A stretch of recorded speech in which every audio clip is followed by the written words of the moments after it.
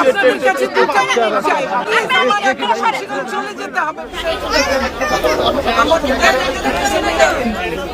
ফ্যামিলির সঙ্গে 2টা মিনিট কথা বলে সবাই চলে যাক, একটু আলাদা করে 2টা মিনিট ফ্যামিলির সঙ্গে কথা বলে। বাসা যাবেন না আপনি? না, আপনার বাসা না। এখান থেকে মুন্সিগঞ্জ।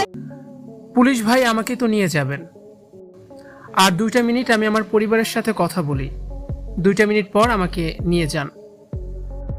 স্বামীর দাফন শেষে মাত্র 2 মিনিট সময়ের জন্য পুলিশের কাছে এভাবেই আকুতি জানিয়েছিলেন সাবেক শিক্ষামন্ত্রী ডক্টর দীপু মনি।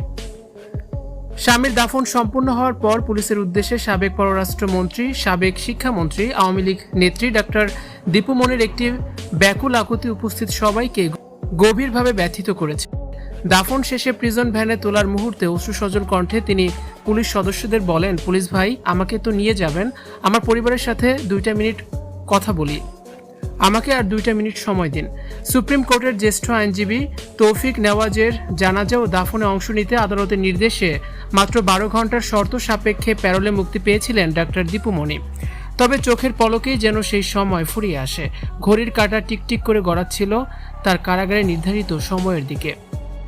বনানী কবরস্থানে স্বামীর মরদেহ দাফন সম্পূর্ণ হতে না হতে আইন শৃঙ্খলা রক্ষাকারী বাহিনীর সদস্যরা তাকে ফের জেল হাজতে নিতে ঘেরাও করেন, কারণ দাফনের প্রক্রিয়া শেষ হতেই তাকে সোজা ফিরে যেতে হবে মুন্সিগঞ্জ কারাগারে। নিজের বাসায় ফেরা তো অনেক দূরের কথা।